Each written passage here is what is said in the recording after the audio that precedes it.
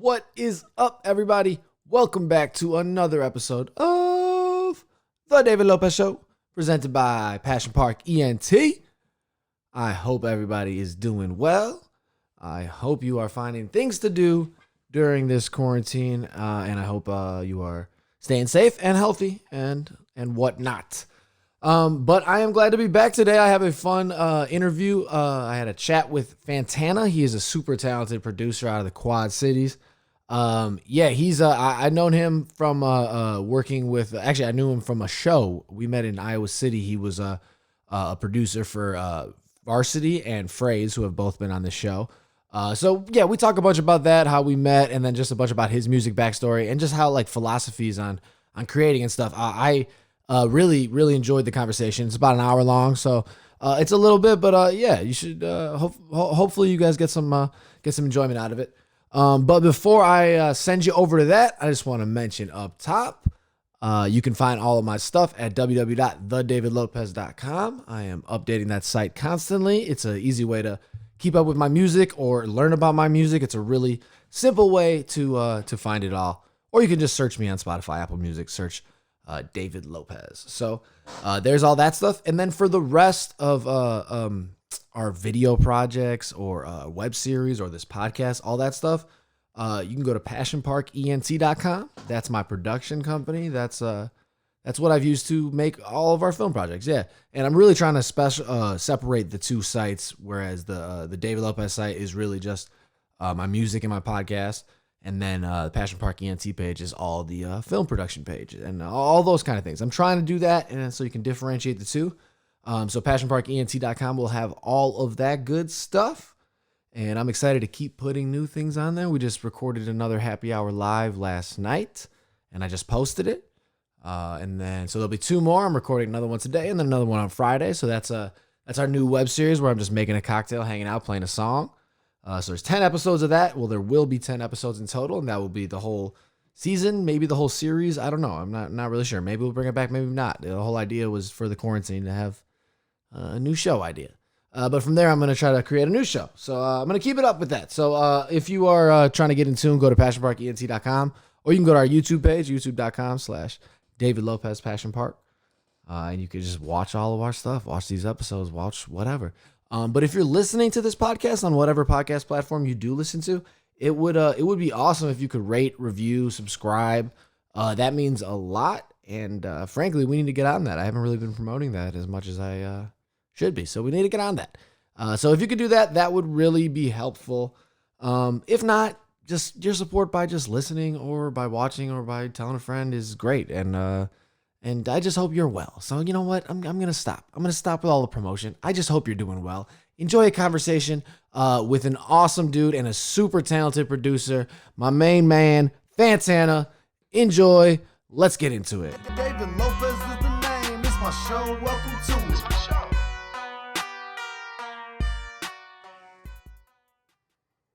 We got my man Fvntvnv in the building. This is the second time I've done a phone call and I've said in the building, and it's like not true. But what's up, man? In the stratosphere. Exactly.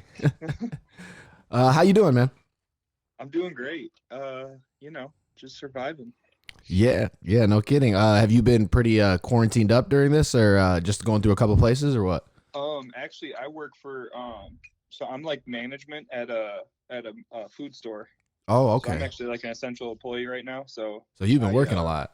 Yeah, I've been going to work. I've actually been working overtime. So yeah, it's funny because like some people are like out of work, and then some people are working more than ever. Right. It's like I'm kind of blessed. Like I don't, obviously it's not good circumstances to be like coming up on, but like, yeah, right. I've been making more money in the past like 2 months than I have in a long time. So it's funny because I feel that way. Like, I mean, like for a lot of my people who work in restaurants, like I would bartend, and like all my people like this, like we're so used to getting fast money that like if you're actually getting the unemployment, it's kind of like, oh shit, we're actually like just getting a check. Like what's going on here? Right. So how have you been like creatively during this? Now it sounds like you're working a lot. So as opposed to, I know a lot of people are just stuck at home, so it's kind of a different environment. What's it been like for you? Are you still able to create during this? Well, I mean, I got a full setup at home. Right. Like I got my own recording equipment and stuff at my crib, so it hasn't really slowed me down too much. I've been to the studio through all this once too, and kind of linked up with some people while I was there. Obviously kept it minimum. Yeah, no, but I You mean, know, didn't yeah, want yeah. too many people coming through. But yeah, I mean, I've definitely been working. Honestly, it's been really nice. A lot of the people that I make music with have like microphones and stuff at their house, so we've just been like sending files to each other as opposed to like meeting at the studio. Yeah. But um, yeah, I mean, it hasn't really slowed me down much, to be honest. I've been able to keep a pretty good workflow That's through it. good. So That's good. I yeah, think I mean I think staying in your normal kind of work routine probably doesn't take you out of it as much. I know a lot of people that are like now in this new routine, it does kind of create a new headspace for you. I mean, I guess I'll just speak for myself. right. I usually can find a way to create anyways, but like but it is weird just having like all this time. Like Yeah, like I know a lot of people who are like really getting experimental. that's cool. You know what I That's mean? Like, an because they're just awesome like, I yeah. got so much time to mess around and like do new things and try new things.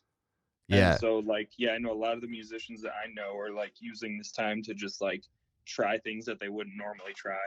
Yeah, that's great. And to go back on what you just said about having all this stuff at recording at home, I was gonna say it's got. I mean, pretty much everybody I know who create. I mean, we know a lot of similar artists, and then you have a lot of other people that you work with. But like pretty much everybody I know has recording equipment at home. Like it's got to be almost impossible to be an independent artist and not be able to record yourself right now. Right, right.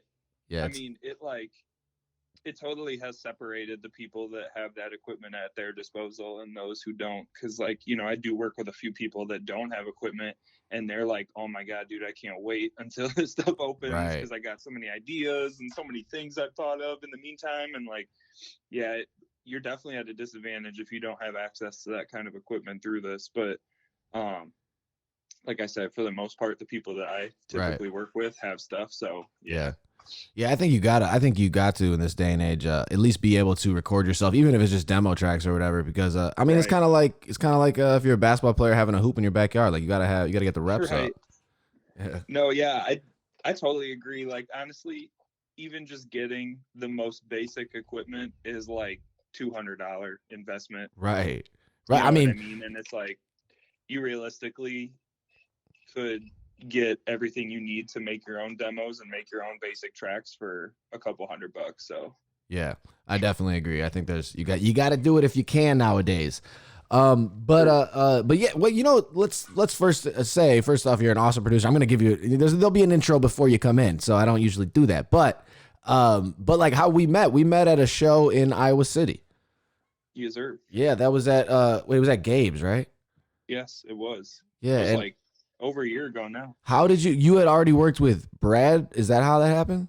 Yeah, so that show that they were putting on was actually like the release show for a single that I produced for like Brad and Phrase, that all night song. Oh, I forgot about that. You're right. That all linked up, and yeah, that's right. Yeah, so it was like I had made the track for them, but I had never met them in person. Like we just had like an internet relationship, Yeah, and we had been messaging and texting for probably about 6 months at that point, but I had never actually met up with them in person. So they were like, yeah, we're doing a show in Iowa City, and at the time I was living in Davenport, so it was literally like a half-hour drive for me, and I was like, screw it, I'm just gonna go meet these guys and like party with them for the night. But yeah, that was the night we ended up meeting too. yeah, yeah. We had fun. I mean, I always have fun in Iowa City. That's so that actually brings me to something about I was going to talk about like just different kinds of producers and beat makers and the difference and whatnot. But the fact that there is, I mean, shit, I know a fair amount of producers that I work with over time that I have no idea what they even sound like on the phone. In all honesty, Right. but I mean, over time, the people that you work with like longer periods of time, I feel like I've developed relationships. Um, but do you have a lot of artists that you work with that you like, don't like know or haven't known or like? um there's a few. I mean, obviously there's some people more than others. So I mean, there's some people that I kind of have just hit me up, via the internet, or like somebody, they go to our studio and somebody put them in touch with me Mhm. because they record at the studio or something. But for the most part, I try to have like a relationship with the people that I work with consistently. Yeah, that's exactly what I wanted to ask you about because Yeah. when I say like the producer versus beat maker thing, I think you kind of probably already have an idea what I mean. There seems to be a lot of beat makers now, and I'm not trying to disparage that at all. Shit, making a good beat is I mean, is awesome. That's an awesome thing. But it's a different thing, and I definitely see you guys have a pretty organic sound, and you have a group of musicians just that we'll get to that. But what how come you have that approach more so than just the like trying to get beats off like online? You know what I mean? Just like trying to flip them real quick. Like you seem to have the like you really care about the music and like working with the artist. Like where does that come from? Honestly, I truly believe that it's just a mentality of growth rather than just trying to get a placement real quick or just trying to sell a beat real quick. Like Mm-hmm. I'm trying to, make relationships and make music with people that like we can potentially grow into, bigger success together. Yeah. And so I feel like honestly, like I'm totally somebody where like if I'm working on a project or on some music with an artist, like I'm on the phone with that person, like I'm talking, I'm like, listen, tell me what you want, like what do you want this project to be, what are you Right. envisioning?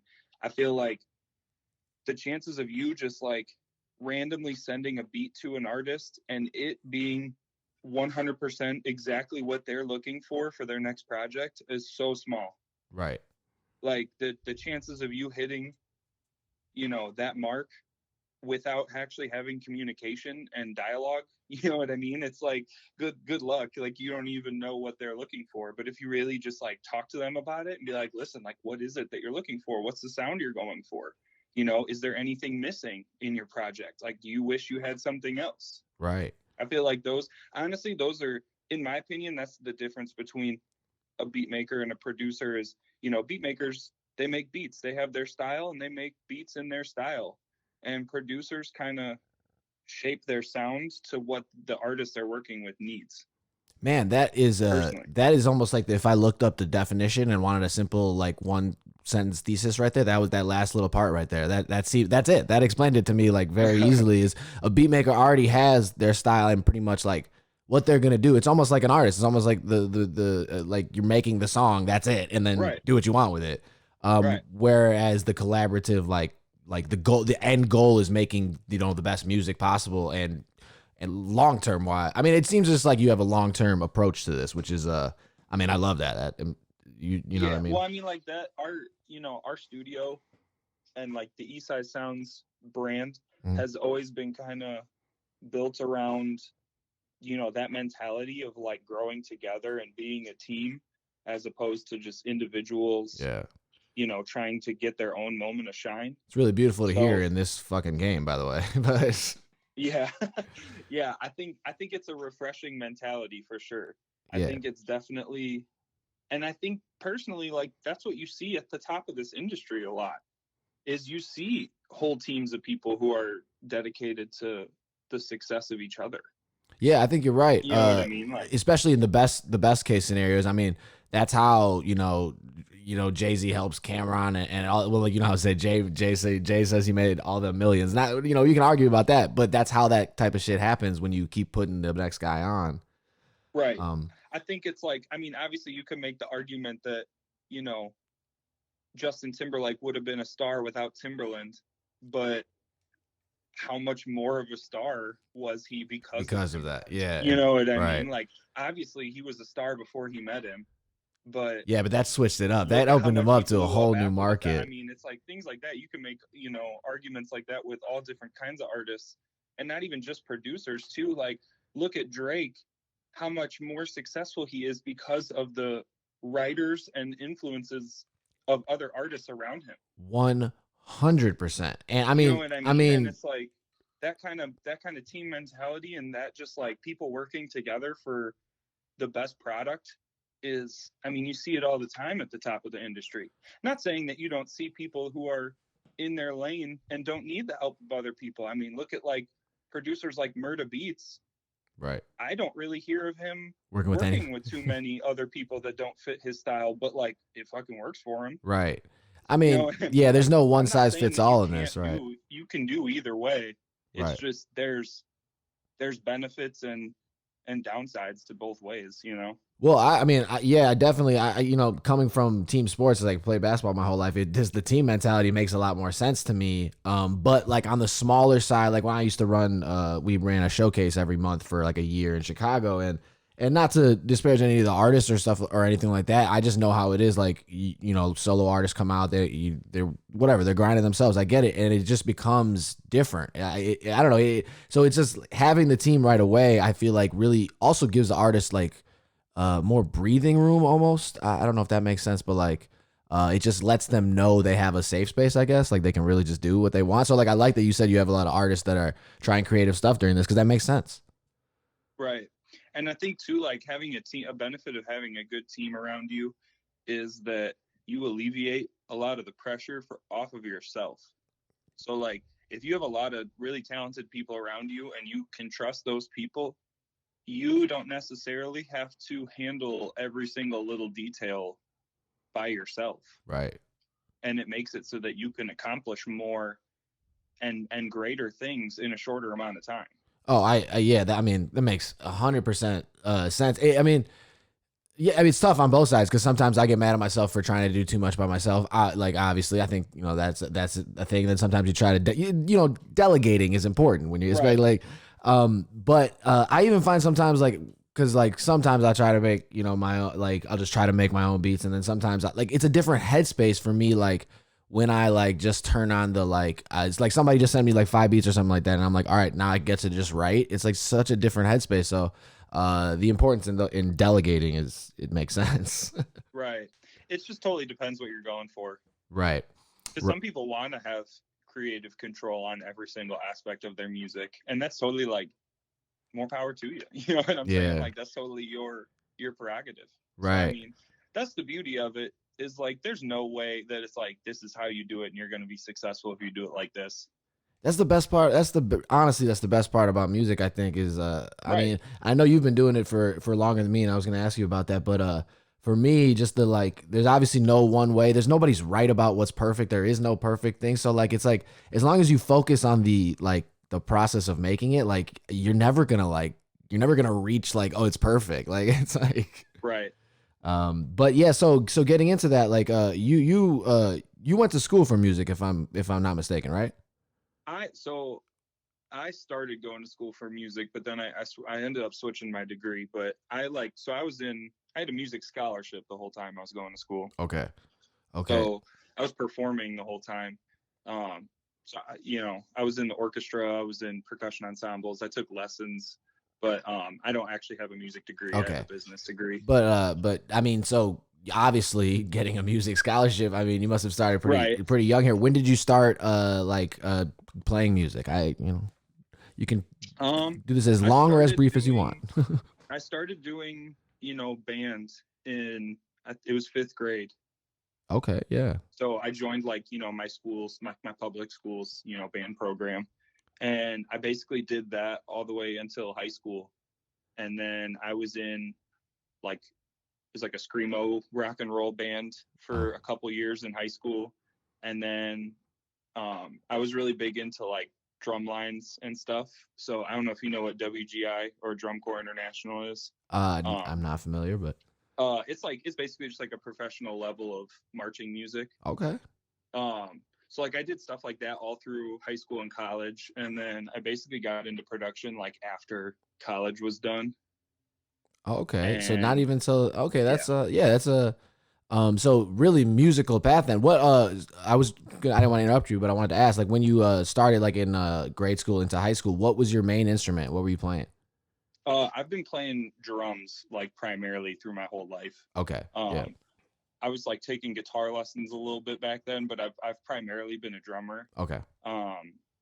That's what I did all through. That's what I had a scholarship for. Percussionist. Yeah. Well, I mean, I always seen you playing the drums. I just didn't know if you know. Like, I have another friend who's been on here before who like when I ask him what instrument he plays, he lifts off like 8 things, and I'm like, well, I don't know what to do with that. Yeah. No, I would say I'm a drummer for sure. Okay, yeah, that's awesome. So then going into college, you decided to switch your major. I mean, you don't have to get too into it if you don't want to, but was there a main like what was the reason that you decided to switch from So music?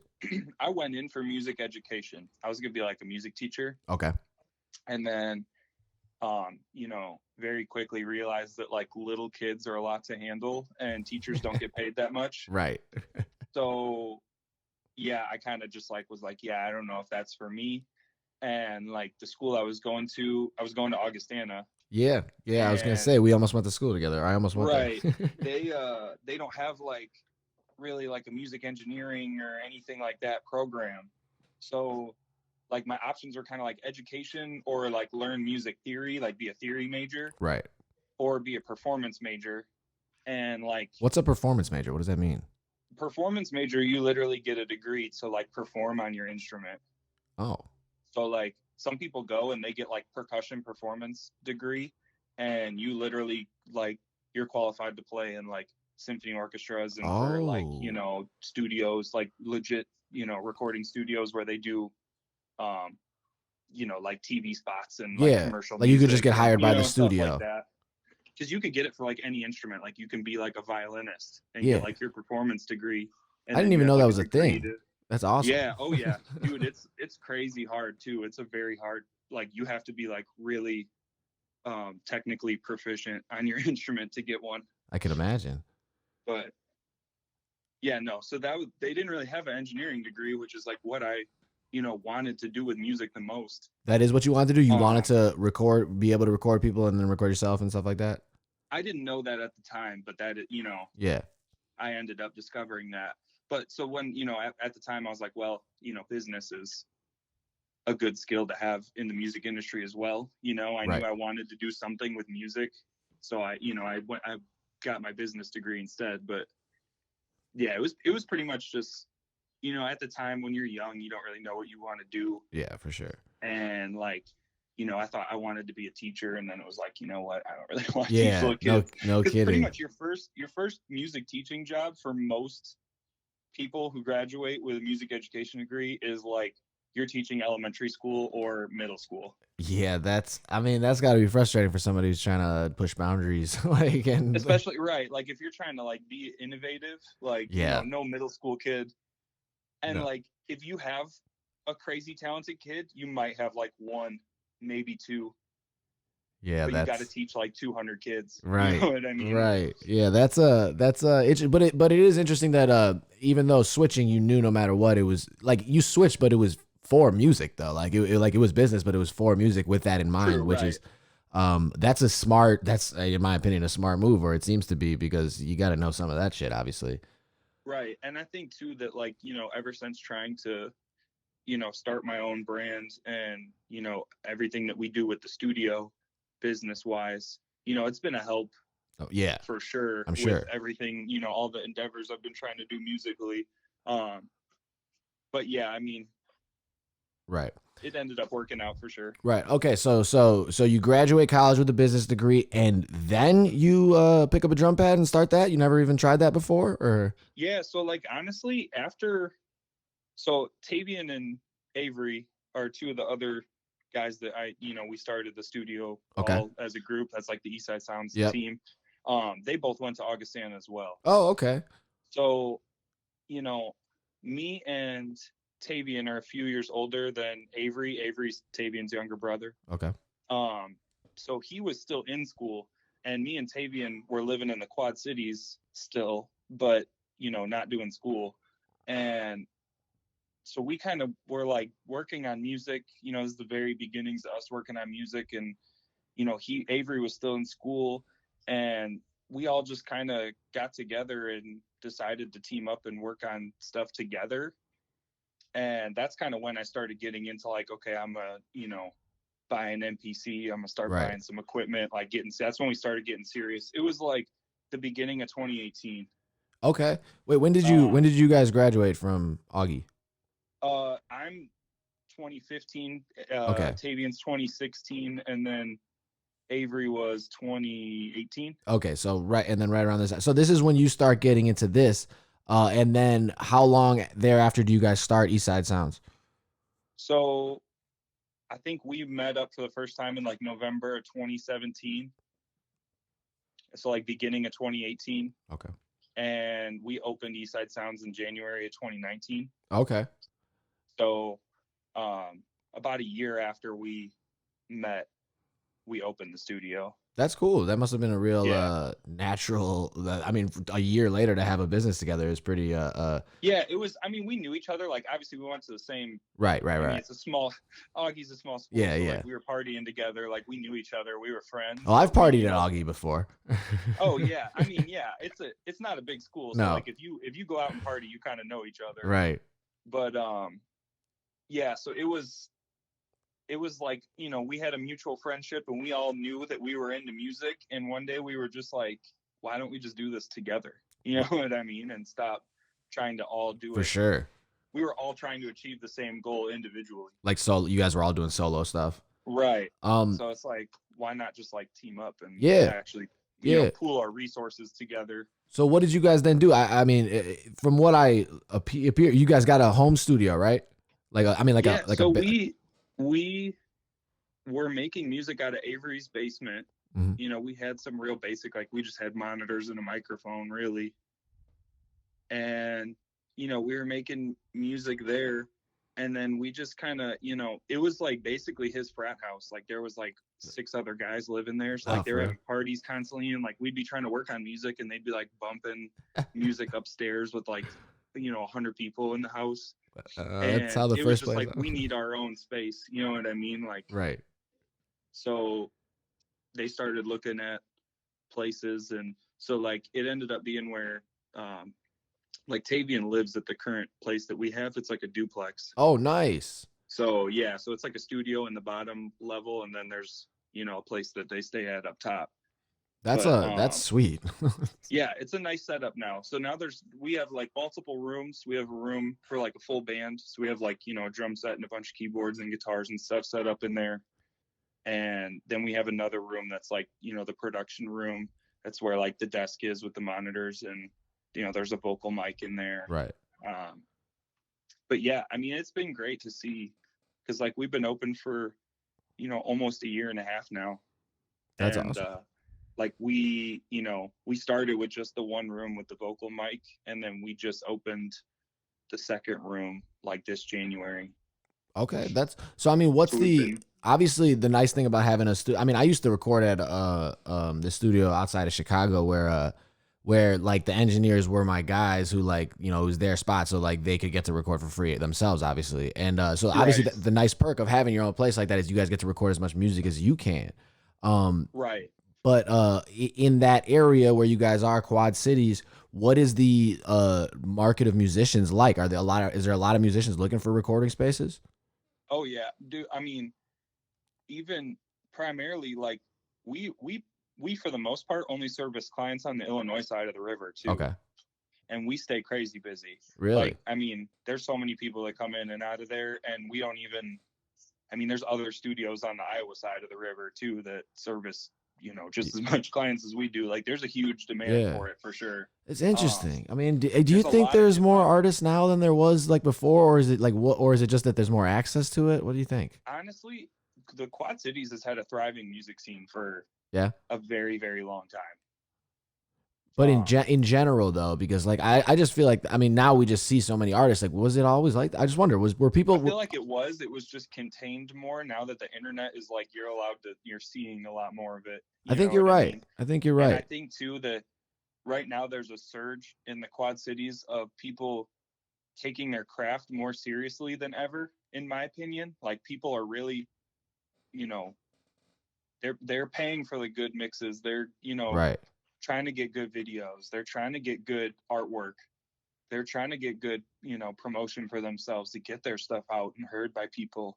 I think, to be honest, that's the thing that the Quad Cities is doing the most right now, is like they're really starting to take it themselves seriously. That's awesome. And, you know, I think you can see it in the products. I think you can hear it in the music, you know. I think it's awesome. It's exciting. I mean, I'm glad to be a part of it. Like I said, I've only been a part of that community for a couple years now, but yeah, the Right. growth is like huge right now. I mean, it's yeah, no, that's awesome to hear, and the excitement about it is great, and I mean, I've liked a lot of the music that has come out of your guys' camp. I mean, I've listened to a lot of stuff you've made with the people that I know, like Brad and Phrase, but also, um, some of the songs that I've heard that you, what was it, 24 Hours? I really like that song. Oh yeah, that's my boy Avery. So that's Avery. That's one of the dudes that owns East Side Sounds. Okay, yeah, yeah. Well, no, Um, yeah. So I had definitely been, I mean, the products are showing exactly what you're saying. So that's awesome to hear. And I think you're right. Like, I think there's probably always been this percentage of people that are that creative. It's just that now more people have access to creating. Maybe that's what it is. I don't know. But well, and I think places like our studio are really giving people an outlet for not that much money. right, yeah, Because and like that's we don't have all the fancy bells and whistles of big industry studios, but we offer services that are good and they're cheap for people.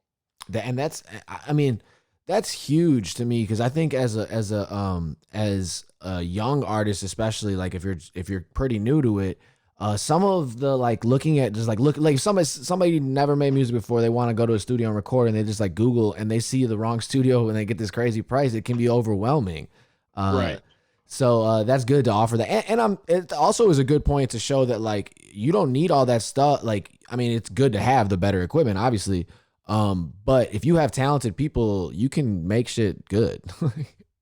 Right. And I think it's like, especially for artists that are just getting started and people who are really, first experimenting with making their own music and whatnot, like you don't have to pay $500 an hour No, just to get your feet wet. no, You know what I mean? Like no. for a while, I remember when I first started creating, it's like I didn't even want people to hear it. Yeah. You Well, know what I mean? Like I was just trying to, put my 10,000 hours in.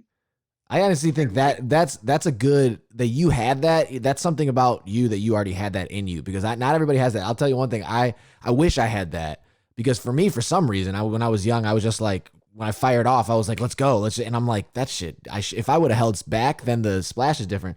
But I see it both ways. Like I see artists that I think are so talented that like are just holding shit back because it's not right yet. And it's kind of like the 10,000 hours thing that you say. It's interesting. Like we said before, there's no one way to do it. right.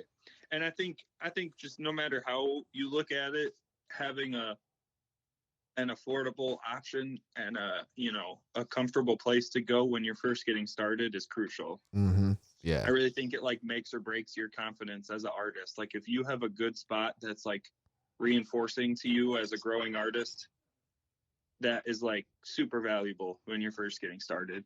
I And just mean, having people like guiding you, you know what I mean? Because too many people have, their friends are their number one A&R, right. and I agree. they get gassed up by their friends, and their friends tell them that their songs are hot because they don't want to, Right. Right. point out Right. the flaws in them. You know what I mean? Yeah. As opposed to having a place where it's like, hey man, listen, you should rewrite that hook.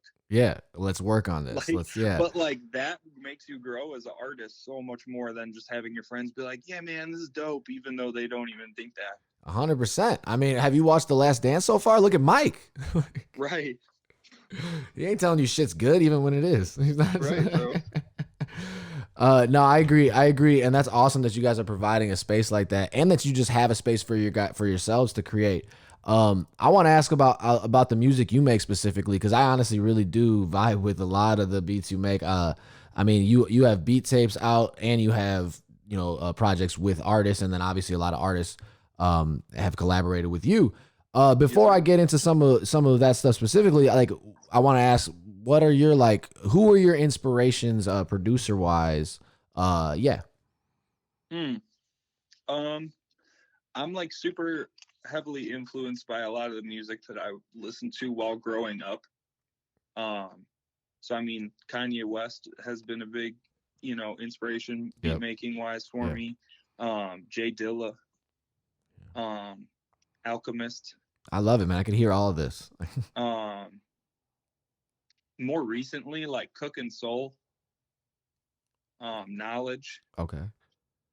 Um, Derringer, even more recently. Yeah, I gotta check. I'm not too familiar with all those guys. I gotta check that out. Cook and Soul is actually, I think he's from Spain. Okay.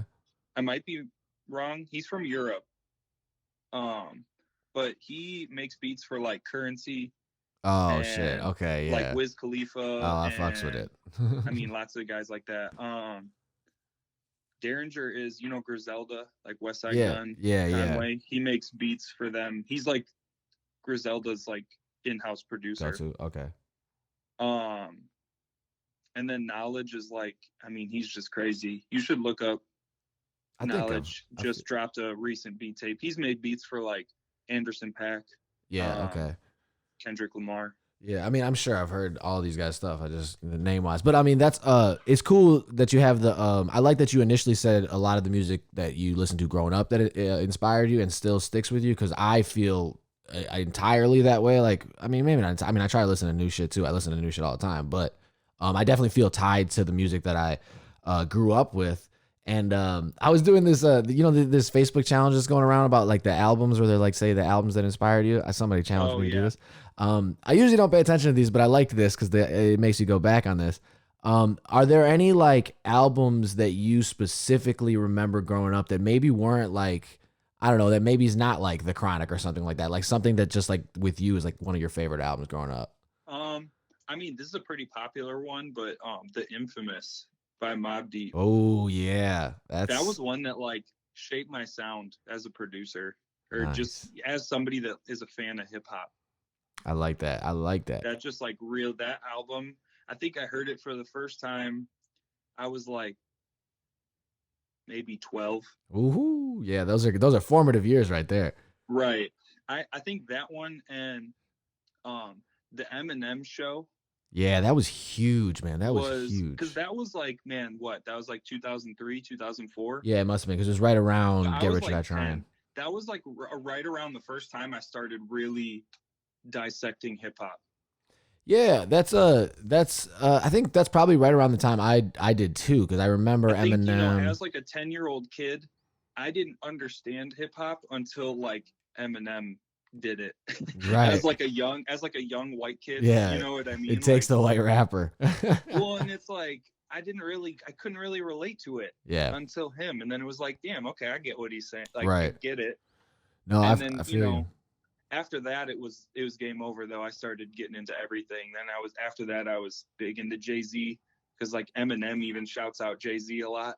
Oh yeah. Oh yeah. So I Hova was like, baby. well, shit, I got to listen to Jay-Z now. You know what I'm Yeah. saying? No, Like, for sure. and so, yeah, like that was where that all took off from. I pretty much got really big into New York rap after that because that was around the time that 50 Cent was really popping. Get Rich or Die Trying is why I already posted that album. That's one of the best albums of all time. Like I listened to the whole thing the Yeah. other day. It's so good. Yeah, I would. There's a couple 50 Cent albums that were big in the my The childhood. Massacre was good too. Bulletproof. Bullet. Oh, that's yeah. Okay, I see you. Um, yeah, that's Get Rich or Die Trying was big for me too. yeah. It was so. It's also just the years that you listen to it. Like if you're the right age, it's like I remember like just playing ball to all those songs. Um, Right. what was like, oh, so like I meant to ask you this before. Like, so you got into like different kinds of bands. So you said you played rock and stuff too, but like you were also into hip hop the whole time. Yeah. So like in high school, I was primarily friends with people that like all my musician friends weren't doing hip hop. Like Okay. all my friends that I knew that were musicians at the time were doing like rock music. Okay. Okay. So Because that I was just just like, when I was in high school, I was the only musicians I was really friends with were the people that I was in band with. yeah. I also don't think And there so was as many rappers when we were back when we were in school. honestly, I was friends with a couple, but I didn't know anything about like beat making Yeah. or production, or like I didn't even have like a laptop. Okay. Yeah. You know what I That's mean? a Like game changer. we had like a family computer, Right. and it was like there's no way my parents were buying me shit to put on the family computer to make beats. You know what I'm saying? Like, Yeah. so 100%. um it was just like I had drums, you know what I mean? And I would make beats with drums, and it was like no hip hop people around me were trying to rap with a live band. Right. It Not was at that like time. Yeah. it was in like the Lex Luger era where like everyone was just looking for like hot trap beats. Yeah. Yeah. And no one was really trying to like rap over like drums, because like I was trying to, because I was in jazz band at the time, and there was a couple of dudes who like me and like three other dudes from jazz band, we would just like, you know, jam at my buddy's house after school and like practice our tunes and stuff. Nice. And we were always talking about like, you know, we should get some of these dudes that are rapping to like come rap to like us playing these jazz tracks, but like no one ever had it back then. That's cool though that you were already, But you know, into like were you so then with these rock bands then were you adding your like your hip hop like 2 cents oh to it? yeah, I mean, dude, we were a screamo band, so like I don't know if you listen to that genre much, Not exactly, but no. like there's like a lot of like 808s and like Oh, for real? synthesizers and stuff in that genre. Okay, so they already So have a little of that crossover. it was like really experimental, you know what I mean? It I was mean like that's my first, I was just getting my feet wet with like messing around with like 808s and stuff. We had a drum machine and it was like a playable one. And so I would like load samples onto it, and like while I was playing my drum kit, I would like fuck around on this little playable, you know, drum pad that we would load samples onto. that's awesome. So like I But that mean was about the only thing I had done with that that at probably that helped you point. though. Do you think that helped you now? Like just getting Oh, the definitely. I yeah. mean, I still use that same drum pad. I like have mounted at the studio, and I like use it for shit Nice. that we play today. I mean, yeah, it totally helped, but Yeah. it just wasn't anywhere near what I'm doing right now. You Right. know, like it was the very early stages of like me just like putzing around with stuff. Right. Right. Well, that's awesome. So I got a couple more quick things I want to ask you before you're still good on time right here, right? Oh yeah, I'm good. All right, cool. So the one thing I wanted to I try to ask pretty much everybody is there a you know, I like to preface this by saying like I used to like force myself to write a lot in notebooks and stuff, and that's important. But now as time's evolved, I kind of try to you know, make sure it comes to me, or you know, I mean I'll force myself to write, but I try to be inspired. I try to create the best routine for myself that gives me like, you know, just that opens me up for the chance for that to happen. Is there anything that you do in your life like to get ready? Like say you're about to have a studio session, like what do you do that puts you in the right space for that? I smoke a lot of weed. Yeah, man, me too. Um, Other than that, honestly, so like our studio, we have like I'm sure you've seen like ads on fucking Yeah, Instagram and yeah. Facebook and I went shit to your for guys' like those website too. colored lights. Yeah, You know what I mean? The strip lighting and stuff. yeah, I like that. I like So that. honestly, we have like one of those ones that you can change to like any color you want. So a big thing that I always do, we have those lights and a TV that's like hooked up to YouTube and the internet and all that. Right. And I pretty much just like set the lights to a certain color and throw like a movie on with the sound off, Yeah, I like that shit. That's and a just great like cook up to that. That's pretty much like what I do when I'm cooking up, is like, watching movies with the sound off. right, like I stick to a lot of like so my dad is like really big into martial arts, so I Oh, love watching like, you know, Bruce Lee movies and yeah, shit. that's cool. Um but yeah, honestly, I like to give myself something to look at. It doesn't even have to be a movie. Sometimes it can just be like images, Right. but something visual to like, I'm somebody that really associates sounds with colors. Okay. I don't know if you're somebody that does that Not or has this. particularly, but I've definitely heard other people like this. Yeah, no, that's interesting to me. So like, I don't know, I definitely have to get the color scheme right in the room to make certain music. Wow, that's awesome. Just because like, I don't know, we kind of talk like that at the studio too, like in like hearing things as, you know, and relating them to color. Yeah, I love that. That's a lot of weed smoke going on there, but I love it.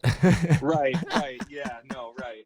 But that's definitely how I mentally That's prepare. cool. I think that's helpful. Not so much helpful, but it's like I just love hearing like how people get in the groove, like ready to create, because I think it's like everybody does different shit. But I do think a lot of people incorporate the Mary Jesuanas. Uh, Oh yes, of course. it's so funny because my wife would be like, you don't need that to make music or whatever. But like, I mean, you're right. It's true, but it does open something else up, man. I don't know. It helps. Honestly, I like it when I'm writing, and I don't when I'm like mixing. Yeah, I could see that. I could Because see like that. when I'm mixing, I want to be clear headed. You know Yeah. what I mean? But when I'm writing, I'm like, shit, let's get creative. Yeah, yeah, yeah. Well, as far as the creative part, yeah, when it comes to mixing, that's like that's an actual job. That's like tedious. Like, like Right. well, that's great. And then one other thing I wanted to ask is or talk about. Um, like I mentioned, you have beat tapes, but then you also have some collaborative projects where you have artists already on. Like you have a whole project with features episode one, right? Fantana episode volume one. Yeah. Yep. And then you also have like the effigy is just a beat tape, right? Yes. So like what is like are you what do you have goal wise? Do you want to keep doing that where you release both kinds of projects? What's in mind for you?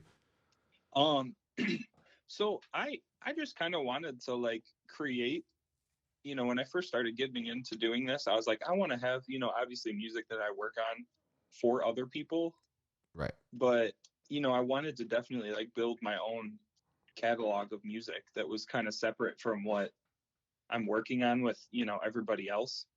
And yeah, I mean, I definitely plan on continuing dropping shit like that. I mean, I just released a new instrumental project. It's called Juxtaposition. Yeah, that's right. That's right. That's Um, right. I got your Apple so Music yeah, page that pulled up that right just here. came out in like March. So yeah, I got some new stuff up that I also have. So like all those instrumentals that you hear on my Spotify and Apple Music and all that, those are actually all for sale as well. Nice. Our studio has a website. It's called eastsideworldwide.com/the sounds. Got you. I'll plug And that. from there you can shop. I mean, not only my beats, but there's about 6 or 7 other producers on there right now that also sell beats. Right. Um, but yeah, I mean, I think it's a great way to just make my music more accessible to people.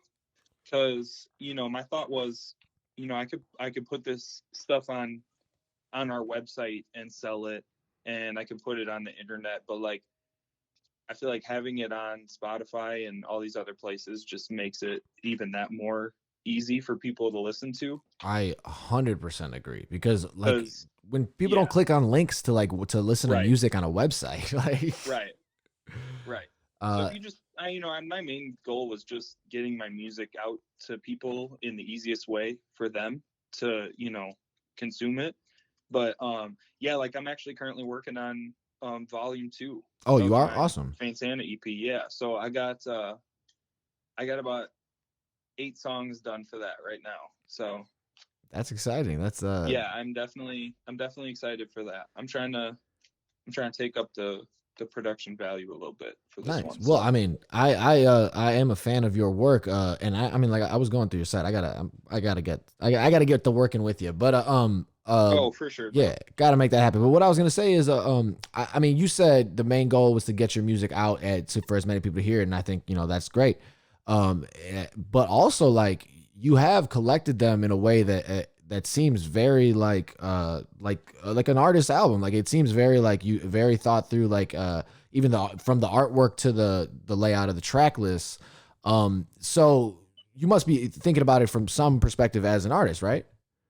Well, I definitely think that, you know, it's definitely an art in putting an album together, Mm-hmm.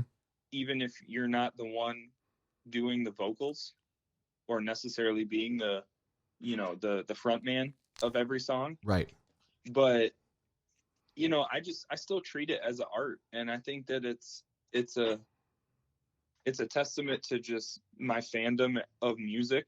You Mm-hmm. know what I mean? And just I don't know. It's a way to express your creativity too. I feel like I definitely put a lot of thought into it, so I appreciate that you Yeah, yeah. noticed that and Well, appreciate it as well. But I really pay attention to those things, and I'm glad you really said that because I don't know if I ever really thought about the fact that, see, like when I made my first song, it was like so shitty, but it was like in college. But I immediately started making my first mixtape, and it's because I think I just thought about things like a movie would be, like the progression of it, like that. right, And now when you say it's like putting together an album, that's like a whole different art almost. Like it's like storyboarding a movie, like. right.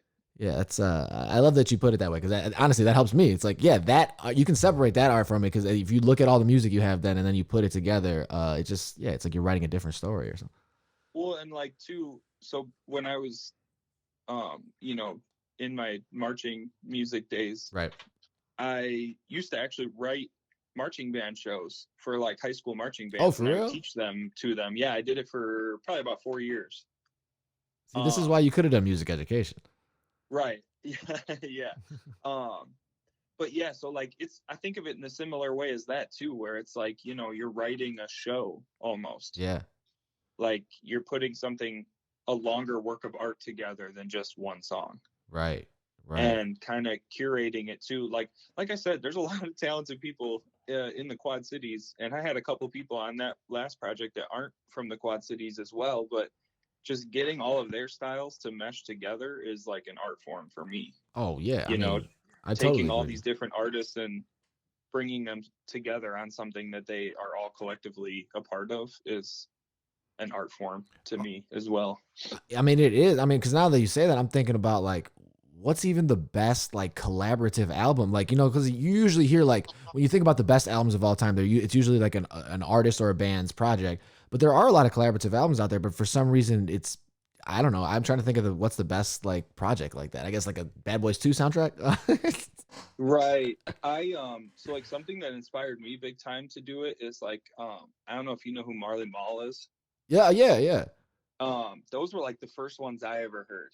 Were Okay. just like the Marley Marl mixtapes of like all these people from New York on one project, and it was just they all flowed so well into the next one.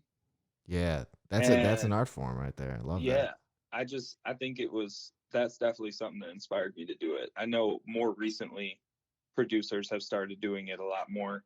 Um, like Alchemist, you know, one of the producers I was Yeah, talking about yeah, earlier, yeah. No, I know Alchemist. he's done those a lot and has done those.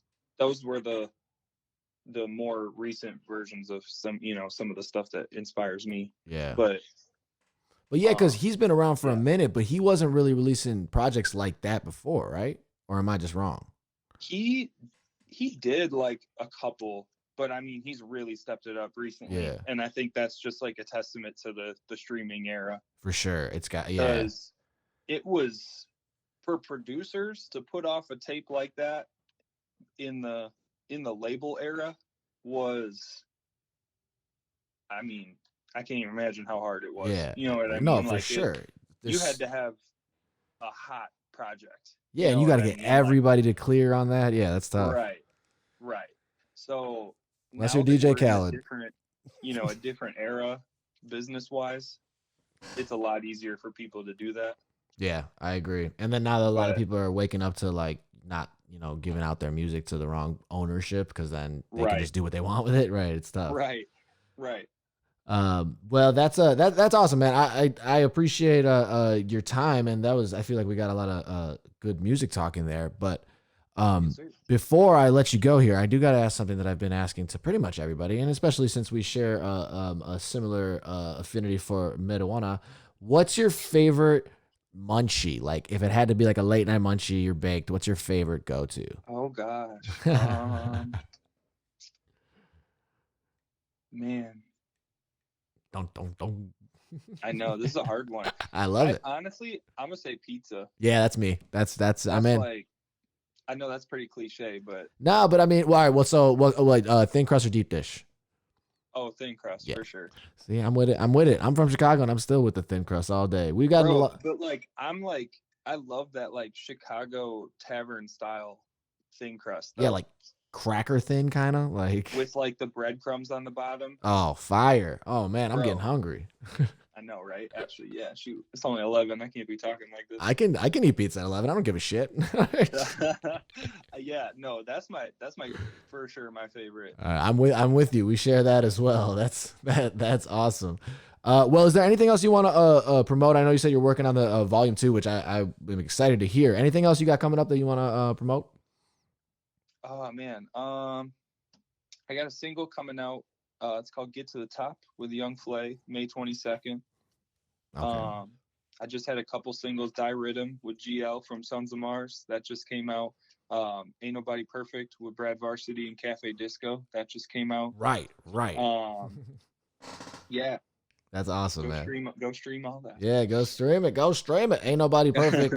Yeah, with Varsity. So he's been on the show twice. And yeah, you guys are. He's that dude impresses me, man. He gets his shit out very fast. And Yeah, man. He's a dope artist. Yeah, no, I'm a fan of his, and I'm a fan of his work ethic and how he approaches it. So I'm happy to see he's having some success. Yeah. Yeah. So yeah, I know that. That's all to say. That I just want to say it. But anyways, man, thank you so much for calling in and getting chatting. It's just good to catch up with you. I haven't talked to you in a minute. Let's work. I'm gonna send you some shit that I like of yours, and then let's see if we can link up. All right, bet. Yeah, man, do it. I'm totally down. Yeah, for sure. Well, thank you again for joining me, man. Yeah, appreciate you having me, man. Absolutely. Stay safe. Yeah, you too. All right, brother. Peace. All right. That was Fvntvnv. Thank you for tuning in to another episode of the David Lopez Show. I appreciate him joining us. That was a great talk. So yeah, go check out his shit, man. He's super talented, and I'm a fan of his music. Hopefully I can link up with him and get to work with him. So go to www.thedavidlopez.com. Go to www.passionparkent.com.